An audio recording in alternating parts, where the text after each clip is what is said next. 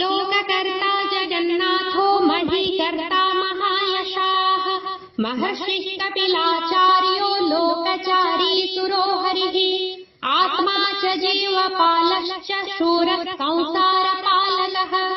एकोनीको मम प्रियो ब्रह्मवादी महेश्वरः द्विभुजश्च चतुर्बाहुः शतबाहुः सहस्रकः पद्मपत्रविशालाक्षः पद्मगर्भपरो हरिः वेद्यो वैद्यः सदा योगी सत्यः सत्यपराक्रमः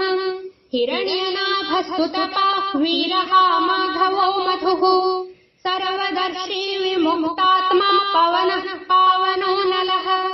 आनन्दो नन्दनो नन्दः कामः कामप्रदः प्रभुः पद्महस्तो देवपालो दैत्यारिर्दैत्यनाशनः चतुर्मूर्तिश्चतुर्बाहुश्चतुराननसेवितः